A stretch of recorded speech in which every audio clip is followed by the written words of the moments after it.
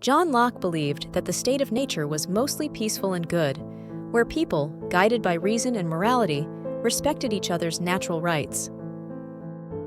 But wait, what happens when someone breaks those rules?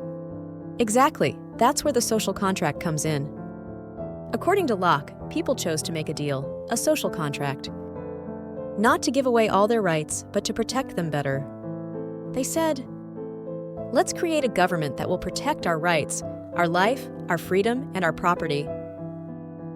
So they gave up one right, the right to punish wrongdoers themselves. Instead, they gave that power to a government, asking it to judge fairly. Think of it like this. Your natural rights are like pocket money from God: life, liberty, property. Wouldn't you want to spend a little of that money to buy some security? That's what Locke's social contract was, a smart trade. We give a little power to the government, and in return, it guards our big rights.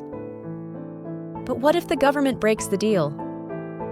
Locke said, if the government stops protecting rights and starts violating them, the people have a right to rebel. Rebellion, according to Locke, isn't a crime. It's a moral duty when power is misused. The people take back the power they once gave, and they form a new government. So how should a government be built to work properly? Locke said, the legislature, the lawmaking part, must be the supreme power. Because laws must come from the will of the people. The executive, like a king or president, just carries out those laws. And the judges must be independent, free from kings or ministers. Why? Because if judges fear the ruler, there can be no real justice. But sometimes, in a national emergency, like war or disaster, the leader can act without law for public safety. Locke called this the residual power, used only in urgent times. Locke's message was clear. Government must be limited, not weak. It must exist only to protect our God-given rights. If it fails, people have the right to change it.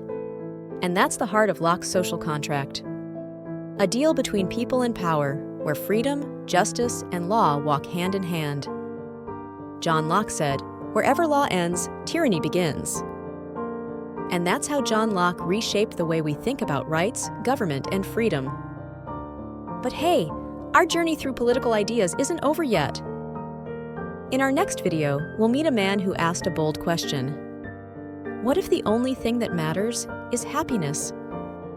Yes, we're talking about the one and only Jeremy Bentham. The man who wanted to measure pleasure and pain like math. So don't miss it, because next time we're diving into utilitarianism, where the goal is simple: the greatest good for the greatest number. Stay curious for next video.